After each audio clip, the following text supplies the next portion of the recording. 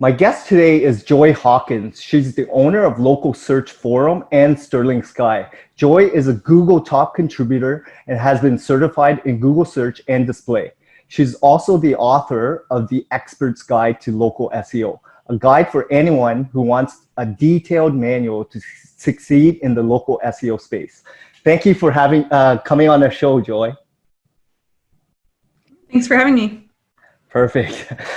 So before we get into some of the questions, I wanted to just get the audience to know a little bit about yourself. Like, how did you come about getting into this local SEO world and space? Yeah, so back in 2006, I was in university for marketing. So I was going to school for advertising marketing, and I wasn't really sure what I wanted to do with the degree or whatever, but I got a job as a summer student for doing sales and worked for a company that sold Google ads at the time. So I kind of started in sales doing telemarketing, which is, not really a job anyone wants to keep long term. But I found as I was doing that job, I became really interested in the world of local search and pretty much self-taught myself almost everything I know about the industry that I work in. So back in '06, when you were in school, did you always want to be in sales, or did you go to school as a marketer? Like, is that something that you wanted to pursue?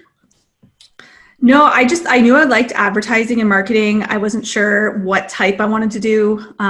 We were taught like pretty much stuff that I don't do at all. So a lot of what I learned in school has almost no application to my real life, but it was a lot of like, print ads and like TV advertising and traditional media. We didn't learn anything about digital marketing. But I was just looking in like newspaper ads and things for anything related to marketing. I was like, I'm just going to get some experience in my field. Called a bunch of places, interviewed. A lot of what people call marketing is really sales. Like, it's just a fancier word that people use for it. So I ended up doing sales, but for a internet marketing company. So it was just a way to get my foot in the door, basically. Gotcha. So how long did you work before you started your own agency, and maybe walk through that entire process? Yeah, so I worked from 2006 to 2009 there. So 3 years at that company. They were not a great company. Honestly, had a pretty terrible reputation. And the more I worked there, the longer I realized that. So I left there and went to another company in 2009. And I stayed there for 8 years, almost 9. And then I just started my own company back in 2017. So 3 years ago. So I guess total, if I combine those, I guess I was like about 11 years that I worked for other agencies before starting my own. So your second gig, was it also in sales, in marketing, or were you also in the SEO space? Yeah, so a little bit of both. When I started there, the goal was, okay, I'm going to do what I love, which was not sales. Sales was always something I was good at, but honestly hated. It didn't drive me. It wasn't what I wanted to do long term. I really wanted to be like the person that figured out how to get a business ranked on Google. And I wanted to do more of like the analysis and the technical stuff.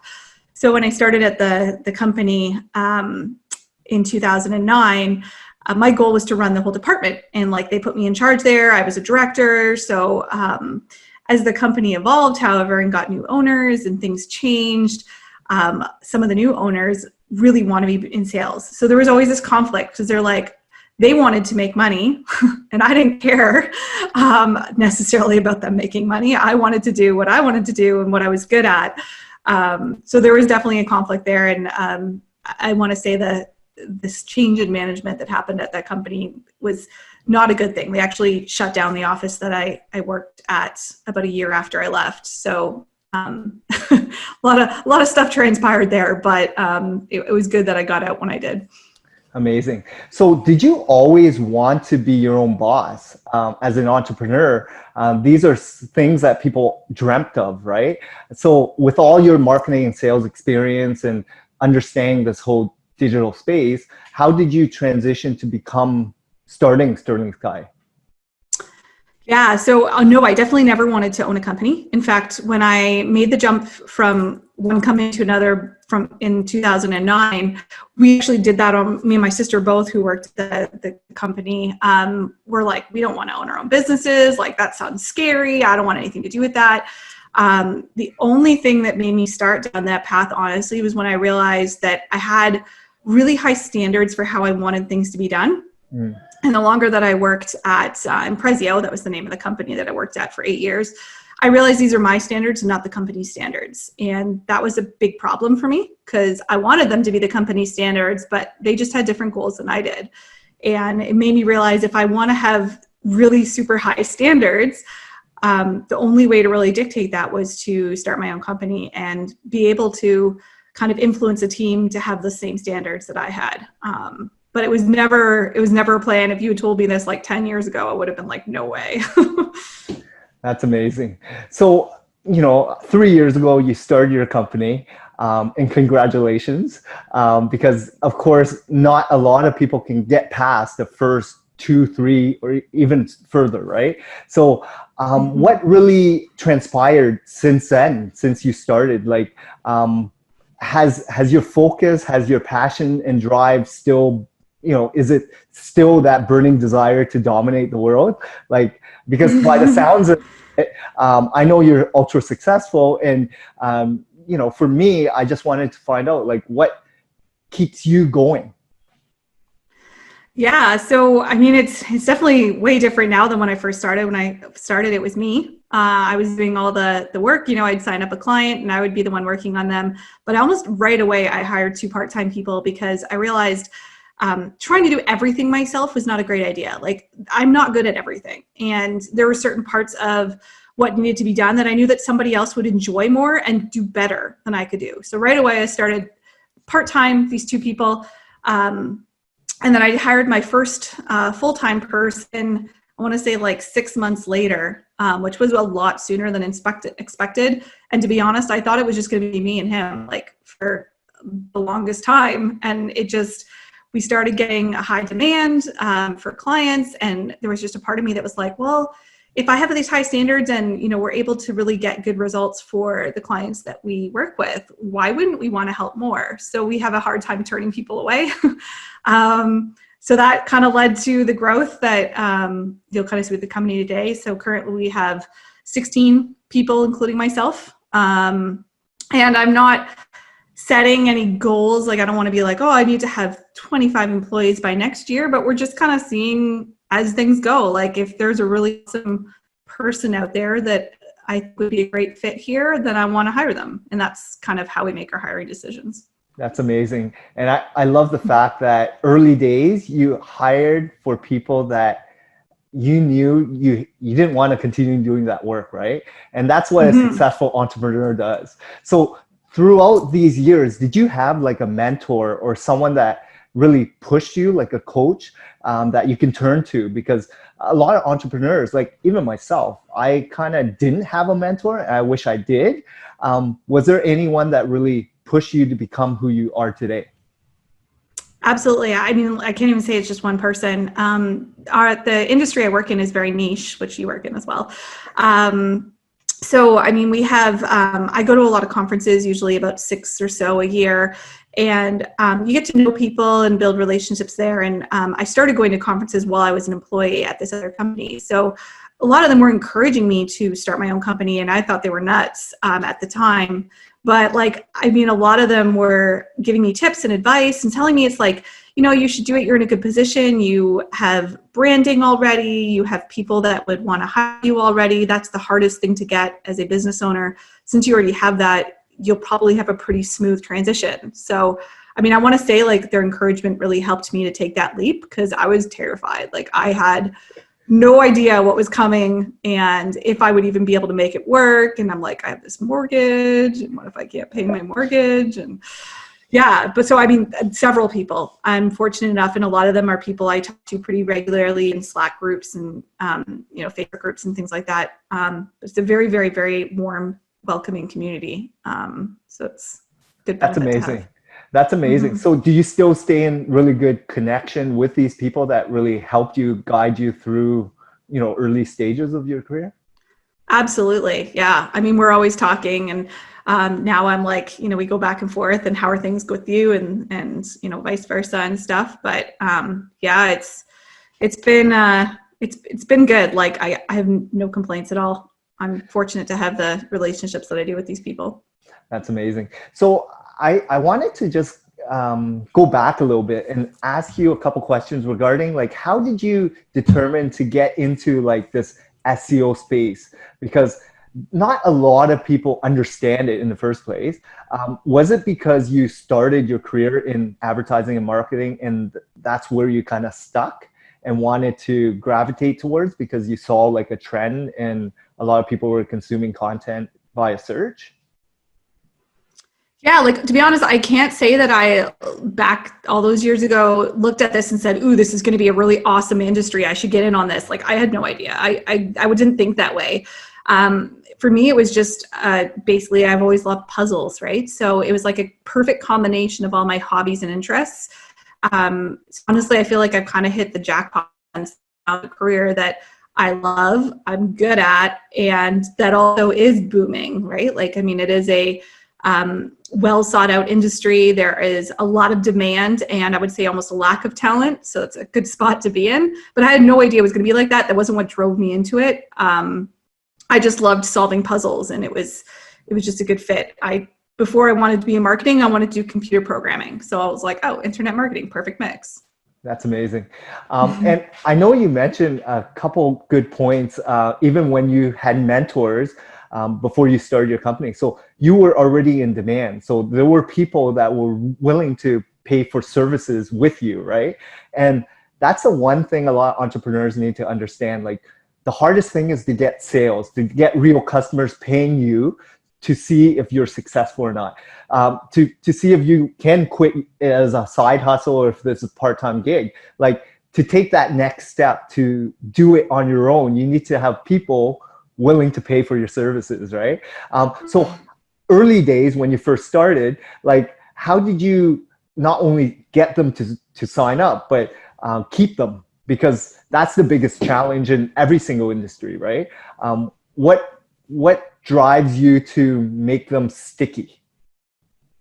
Yeah. So when I first started, I found like a lot of the things that I was using to self-teach myself were also eventually turned into ways to get clients. So I didn't kind of do it to get clients, but it just happened to be that way. So I posted a lot on online forums.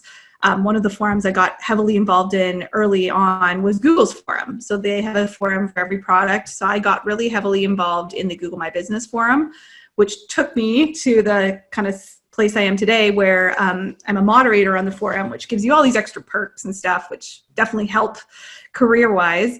But that's not why I started. And I started because I wanted to learn. I was like asking questions on the forum, right? And then I went from the person asking to being the person answering. So that kind of got me a following. And then I got really active on Twitter, which is very big in our industry.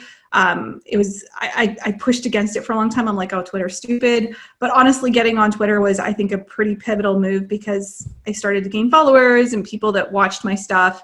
I started writing. So blogging was a big hit, and I would publish things that I discovered. I would basically just share all my secrets. Like I would go out there and I would find something that worked and then I'd talk about it and publish it. And then people started picking up and they're like, oh, this person knows what they're doing.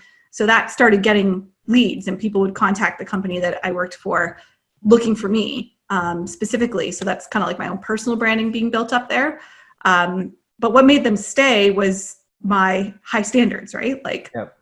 I wanted them, being an SEO, so getting websites ranked on Google, I wanted to get these businesses more business themselves. And I would, if the company that I was working for wasn't doing enough, I was annoying as an employee. Like I was like, guys, we need to do better. Like, why isn't this happening and this happening? Like, I'm sure to my boss, I was probably the biggest pain in the neck.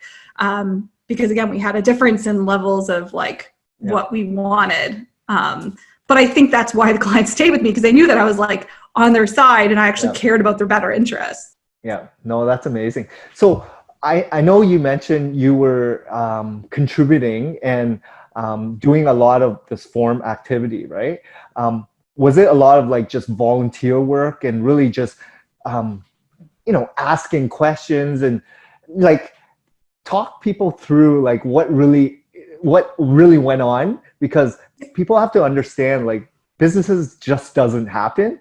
You have to invest a lot of time before you start your own company, right? So can you walk Yes. through like what that aspect of like becoming now a Google expert and etc. Yeah, so Google, I'll kind of do, for those that aren't familiar, Google product experts are volunteers. So I'm not paid by Google. They don't pay me for any of the hours that I contribute.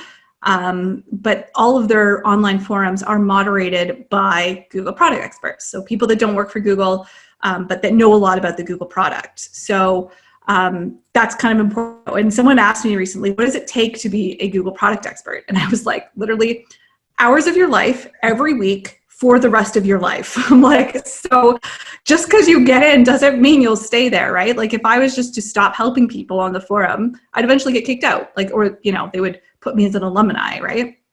So it is literally a lifetime commitment, but you have to like it. Like if you're doing it for the perks of, some of the perks, for example, is we have weekly meetings with Google. We have NDAs. They tell us things that maybe aren't public to the rest of the world. Like there are definitely perks, but if that's the only reason why you're getting into it, you'll probably be like, holy crap, this is a lot of work for those perks. And is it really worth it? So you have to have a passion for helping people, I think, in order to really get the most out of it. And to kind of answer your question, like time-wise, like when I first started in this industry, I worked all the time. Like this was pre-having kids. So like what else was there to do, right? I just worked all the time. And seeing my Facebook posts from back then, like when they show up in my memories and I'm like, oh, I worked like 12 hours today or 10 hours today. I do not do that anymore. But like, that was when I first started. I worked a lot. And this was working for another company, right? Mm-hmm. And it's not even your own company. So you still have to put in the time, right? And as a business owner or entrepreneur or anyone that wants to become like you're a business owner and become successful, you have to really put in time, right? And be passionate and enjoy what you're doing, right?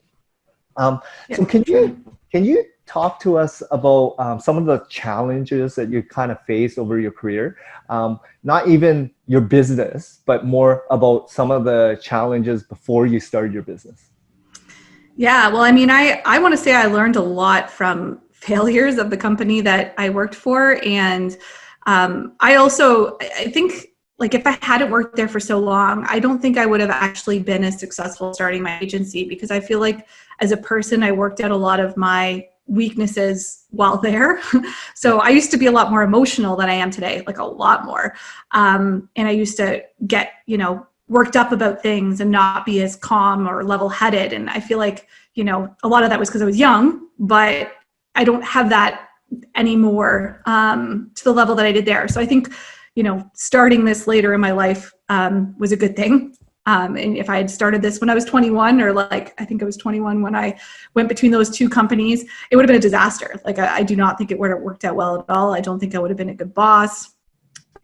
So I think that was good that I waited that time. I'm glad I had my kids before I started this company, because as a woman, being pregnant and running a company, probably not a good combination. So I'm kind of glad I got those things out of the way before starting. But the biggest thing that I saw or witnessed that really hit home for me was turnover. Like I couldn't handle all the good people that company lost. And Colin, one of my colleagues, worked with me at Imprezio. He was that first full-time person that I mentioned earlier. When he left, it was like the nail in the coffin for me, because I was like, he's gone. I don't want to be here anymore. Because I feel like the people you work with are everything. And I think that was the biggest thing that I learned. And I was like, however I do this, my agency, I want to make sure people never leave, and they never have a reason to leave. There's nothing they hate about their job. I pay them well. They have the luxuries that they want. They can have a personal life, not work all the time. Like, I just wanted to make sure, I don't know the stats around it, but there's some stats that talk about like how expensive it is to hire a new person versus just keep a person, right? So I learned that while there, because I watched, they had a bad turnover problem. So no, that's amazing, because I know how what you went through, and I went through something similar. But working at a large company, really open your eyes to reality, right? And, dealing with customers is one thing, but your colleagues and people that you actually get to know, the relationships and the social aspect and, all that really matters, right? So that's great that you're sharing this. So in terms of like motivation, what motivates you to do what you do? Because I know you mentioned like passion and, you really want to help people, but is there like a really ultimate motivator for you to really want to be the best out there? Like what pushes you?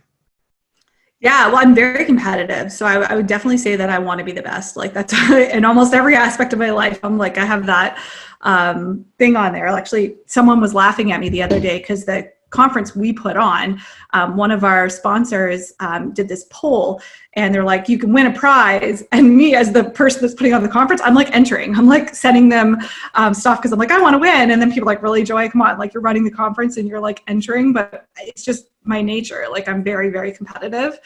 So I think it's just that comes out in all angles there. But again, with the puzzle and the problem solving, there is such a, I don't know, like it's just so exciting when you solve a problem. Like I have a business that, has some weird ranking issue or they're not showing up properly on Google and they don't know why. And I can solve that for them. That is like so exciting. So yeah, I like the challenge of problem solving.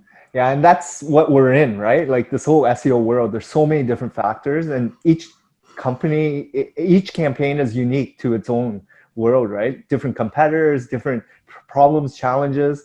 So that's amazing. In terms of mistakes, can you share some of the mistakes that you've had over the last couple of years as a business owner? Because even myself, I've been doing this for 7 years and I still make mistakes. They're not as big as they once were, but I still make them. Can you share some of them with the audience members? Yeah. So one that comes to mind, my husband actually advised me. He said, when I start, he said, one of the biggest things that small business owners do wrong when they start companies is they don't price themselves high enough. They said, you can always lower pricing, but raising pricing is a lot harder to do. So I took that in mind and I was like, okay, we're not going to be the cheapest SEO company out there. That was not my goal. But I was like, well, we'll have a cheaper-ish ads package where, people just want us to manage their Google ads and I'll price it low. That was a horrible idea, like right from the get-go, because it didn't fit within my model at all. We found that, people that, for example, pay $300 a month have the same expectations as people that pay $3,000. And I knew that, but still thought somehow it was like a good idea. So we canned that pretty quickly after realizing that, again, it's just, you attract like the wrong customers or not the customers I wanted anyways, because we weren't looking to be the cheapest. We wanted to be the best, right? Like, Bose headphones aren't cheap. They're expensive because they're awesome. So we wanted to be like Bose. Yeah, definitely. And then how did you overcome that? Then did you just drop that product line completely or like what did you do to overcome We phased it out. So for some of them, we were just like, all right, we saw right away that these people they're flaky. They had a high cancellation rate, like not at all like our other clients who are buying SEO, again, in the thousands a month range. So we're like, we'll just wait for these people we did actually have to fire one client where I was just like, we can't work on this anymore. But for the rest of them, I was like, I knew that if I just let it go for a couple months and we stopped selling it, that we'd lose the few that we had. Because they were just that type of customer. So it just faded out. We never offered it again. That's amazing. So outside of price, were there any other major, like even operational problems that you encountered or mistakes that you kind of ran into? Yeah, I mean, a big one that I would say that we've been working on a lot in the last like 6 months, as we grew our team, I want to say like our processes were not outlined very well. So everyone's kind of like doing different things. And that's fine when you have 3 people, but when you start growing beyond that, it can get really challenging if not everyone is doing the same thing. So I think organization-wise, keeping us all organized and on the same page has been one of the challenges that we've run into when we started growing. So we've been spending a lot of time trying to get our processes nailed down and then getting everybody doing the same processes. I wish I'd started that earlier. I think it would have been easier if I'd started that with less people. Yeah, so definitely that's something to consider because especially every unique personnel employee has their go-to software or organizational way to set their daily tasks, right? So that's what we ran into early days as well, and we've tried so many different softwares as well, which I'm sure you have as well. But just trying to centralize it, make it consistent, so that everyone knows what's going on and everyone can actually communicate in a very efficient manner. Especially in this digital age, right? And especially you run an agency that's all home based as well, similar to us. So there's pros and cons to that, of course. Regarding some of the advices that you can give, I know there's a lot of listeners that are just starting off or thinking of starting off to become their own boss. Can you give some words of wisdom or some advice to some of the listeners here? Yeah, so it's kind of interesting. I would say, when I first started, I didn't know if I would have, like, I thought maybe I'd have like a couple part-timers, whatever, but I definitely didn't envision like what I have now. But looking back, I think the people that actually have the hardest time in this industry are people that try to do it all themselves. Like, I really think something to keep in mind, like there's several aspects to running a business. There's taxes, accounting, there's this and that. If you try and do it all yourself, you will likely burn out, and you also won't be happy, because I can't think of a situation where there's, a type of business where every part of it the person loves, right? Like, so as much as you can find the things you don't love and delegate them, the better. Like, I knew I hated taxes. An awesome accountant. I don't care what he costs. He could probably double my bill and I would keep him. Don't tell him that.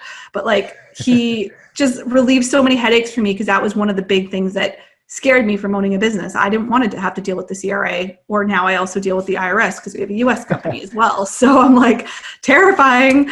So yeah, like just having the ability to delegate. I think I've actually hired a lot of people who had their own companies before. They actually make awesome employees. Like, if you hire someone that has already tried it on their own and decided they don't like it, they are amazing employees. They are so dedicated, and they have such great work ethic. Yeah. And most of them, I think all of them, actually were solo entrepreneurs. So they love having a team. And I just cannot imagine life without having a team. Yeah, it's hard, right? Like, a lot of these entrepreneurs that are thinking of starting, they think they have to do everything themselves because their standards are so high, right? Like yourself. But the sooner you let go, the sooner you focus on what your passions are and what you love doing, the easier it is. And the hardest thing is to give up responsibility and hold them accountable, right? But that's leadership, right? When you become your own boss, you need to understand delegating and the power of doing less, but letting other people who are very passionate with what they love, they're going to do it far better than you will. And you just really have to, make sure that they're on task, right? Like, just do what they're supposed to do. Like, yeah. So that's awesome. In terms of, I know you already talked about like advice and tips. How has running a small business changed for you with the advancements of like technology? Because I know we live in this world of like very quick, instant messaging, communication, and a lot of different software in this SEO industry. But how has that changed for you, and how have you adapted to it for your customers, your team, and yourself? Well, I mean, I think it makes the work from home a lot more manageable, right? I mean, you and I right now are talking via Zoom, and that's how I meet with my team members. And my employees are literally all over Canada and the US. So some of us live within an hour distance from each other, and some of us, don't. I think the furthest one away from me are the ones in California. But that would not be possible without technology, right? So we use Slack, we use Asana, we use Zoom, we use all these different technologies to keep in contact. So I think I'm a fan, obviously, it's helped, but I'm a big fan of the work from home mindset, because I think that it allows people to prioritize their families and the things that matter in life. And one of my hires from a guy I hired last year, he's moved up, he's a director now in the company, and he is one of the people I hired that I was most surprised by. He has just been so exceeded every expectation I've had. And when I hired him, he was working for a company that had a 3-hour commute, so an hour and a half each way. And he hated it. It was draining. It was like just exhausted him, time away from his family. Like not having that commute has made him like the most loyal, excited employee. Like, and I couldn't do any of that without technology, right? So I think, yeah, I owe a lot to technology. So how have you found, like, working from home is not for everyone, right? No. And your employees as well, like, did they have to adapt from that social environment? Because a lot of people actually look forward that alone time of a commute, or that time that they're at the office where they can go for coffee or lunch with their colleagues that are now really good friends of theirs, right? Like, how did you, hire or find people that are very comfortable with home base? Yeah, so like some of the people I hired had worked from home in the past. Some of them really, really wanted work from home. Like the one I was Gotcha. talking about, that was like the biggest thing he wanted because he just couldn't take his commute. It was Gotcha. exhausting. But I think it is important to know that like some people adapt to work from home a lot better than others. Yeah. So like one of our employees, I would say has had the biggest challenge working from home because they didn't work from home before and they're extremely extroverted. So I've noticed like some of the things that come natural to everybody else don't necessarily come natural to them. And so we did these personality tests. I really highly recommend it. We did a DISC test with Crystal. Crystal Knows, I think was the website. And it was really enlightening because one of the things that came back for their personality was just they don't like having like communication over things like Slack. They prefer like phone calls. And so I started doing more like every time I needed something, scheduling phone calls, and it was really great. So I think keeping that in mind, and I mean, normally we try to hire people that would naturally be great at working from home or really want to, but it's definitely not for everyone. And that's a great thing you're mentioning, which is personality tests, because you want to focus on their strengths, right? And if they're a really good hire and a great employee, you just have to sometimes adapt to them. Don't try to get them to adapt to your process and your systems, because they may want to leave, right? Like you're going to push them out the door. So that's an amazing thing that you're mentioning. Another thing I wanted to ask you is, in terms of like these events, I know you've been focused a lot on speaking and going to these networking events. Have you noticed a difference? Like when you first started, did you attend a lot of them, and do you continue doing it to pursue and gain some traction in terms of like leads and customers? Yeah, so I definitely limit the number I do per year, which is more of a personal thing. I just don't want to be away from my family all the time. But I think it's necessary and good for like my company's branding for us to constantly have a presence at like a lot of the industry events. And I wouldn't just say it's like there's like several different benefits. One of them would be networking, right? Like I meet so many great people. Some of them are mentors, but then honestly, I've been also finding employees. So it's a great way to scout out talent. And our recruiting strategy is a little different than most. I have right from the beginning gone after expensive talent, people that are really talented and on the top of their game. I have no desire to train people from the bottom up. And honestly, it has worked phenomenally. Like I realize a lot of people, they want to hire people straight out of college and kind of teach them. And I can't stand actually doing that. So being at conferences is a great way to meet our next hire. That's amazing, because very similar to yourself. I hate starting off like someone straight from school, like no experience. I'd rather take someone like 5-10 years, pay them and let them do what they do and be passionate and love it, because to try to figure out if it's a good fit or if they actually enjoy this industry or this environment, you're going to be hiring and firing a lot, and it's going to waste your time, and time is valuable for every business. Exactly. Yes. So what drove you to become who you are, and what drives you today? Like, is there a purpose behind what you're doing? Like, what are some of the goals for you? Yeah. Well, I mean, so like from a strictly business perspective, I would say, the goals are literally we want to be at the top. Like we want to be known as like the best local search agency in North America. That's our goal. And as far as branding goes, there's lots of agencies that are like, oh, I just deal with lawyers. I just deal with dentists. We deal with anything as long as it's local SEO.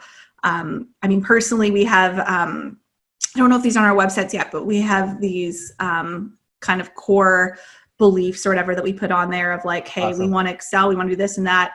I'm a Christian, so my beliefs in God and all of that really do have a huge influence on the way that I run my business. So that I feel like your personal beliefs always come into play as a business owner. So we worked those into the core values as well. But yeah, I just say like have really good high expectations, higher than what customers expect, and you should be good. Awesome. Just a couple of last questions. So aside from business, I know you're talking about like, some of your personal stuff, but what are some of the other pillars that have really molded you to become who you are? Because, you being a business owner, that's all people see, right? You being that speaker, Mm-hmm. you being that owner, but can you let people in on like some of the other pillars that are very important in your life? Yeah, so first would definitely be God. I mean, honestly, I don't think I would be where I am today without God. And I think that, like, if you had asked me back in 2014 was when I think I hit like bottom at the company that I was at. And I remember getting a call. I had just had my second child, and he was a week old. So I was pumping full of hormones and very tired and stressed out. And they had told me on that call a week after I had my baby that they were going to be cutting my salary for the third time that year, which is not legal. But anyways, I was really devastated. I already knew I wanted to leave, but that was like, holy crap, I can't handle this. I remember at the time thinking like, I was really frustrated or whatever. But looking back, I feel like that really paved the way to where I'm at today. Like, I feel like if they had just treated me great and everything had been peachy there, that I wouldn't be where I'm at now. So I do believe like God had a plan there. My husband, I would say, is huge. Having, if you're not married or whatever, having somebody in your life that can really encourage you and, lift you up on things that you're weak at. So he was great for the whole transition, somebody to talk to. And my kids are obviously a huge part of my life too as well. I have 3 little kids, so they're 8 and younger. And that, I want to be able to spend more time with them. And, I can do that now. I don't have to work the crazy hours that I used to. I stick my 9 to 5. So yeah, I would say probably, family, God, those would be my main pillars. That's amazing. I know you also contribute back to some of the good causes, right? So is that a big pillar in your life as well, like giving back? Yes. So we have a couple of them listed. It's one of those things like I don't necessarily like putting out there because I never want people to get the idea that like we give to charities because I want recognition for it. Like that's not the driving factor. So I would say my beliefs in God factor into that more than anything else. But I do really want to. My goals for Sterling Sky is basically to, if we do grow the company and the revenues increase, we want to donate a good chunk of that. So we've been doing that. One of the organizations that we donate to is in Uganda, and they help people that were victims from the war there. So the civil war that happened in Uganda, there was a lot of like child slaves, soldiers, and things like that. And I think it's just important to keep in mind, like, we are so entitled and lucky to be in North America, and most of the world is not in the same position that we are. So anything we can do to, give back to people that have had awful lives is great. And they do trauma counseling with these people. They actually teach them how to run businesses, which are basically farms. They give them loans, relocate them back home. They can now run their farm and feed their families, and like they have a purpose in life. It's an amazing organization. I told them, I'm like, eventually I want to fund their entire organization. I'm like, I want you to not have to look for donors and spend your time coming back to Canada all the time to try and raise money. I'm like, I'd love to just be your donor. So more stuff like that. I think it's great to have the opportunity to be able to give to them. Yeah, that's the best part of being in a really good position in your life and knowing that, as a business, you can control that, right? And understanding that there are less fortunate people because we are privileged here in North America. Like myself, like I went back to Vietnam last year with my mom, and I saw a lot of like the children and, just looking at a third world country or people that just don't even have the luxuries of food on a daily basis, right? Being able to provide for them, that's amazing privilege that you have. So all hats off to you, because that's amazing thing that you're doing right now.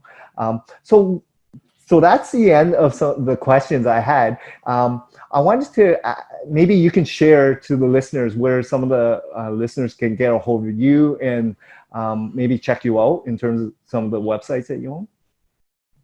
Yep. So I'm very active on Twitter. My Twitter handle is Joyanne Hawkins. So you can find me there. I'm pretty diligent about responding to anyone that tweets to me.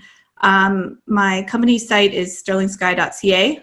We also run a free forum. I actually ended up purchasing one of the forums that I started learning on earlier in my career, which is the Local Search Forum. So it's localsearchforum.com. But yeah, any questions, I welcome if you want to reach out. That's awesome. Well, thanks a lot so much for all your time and insights, Joy. It's been a pleasure to getting to know you a little bit more, and hopefully you had fun. Yes, I did. Thank you for having me. It's fun. Thank you.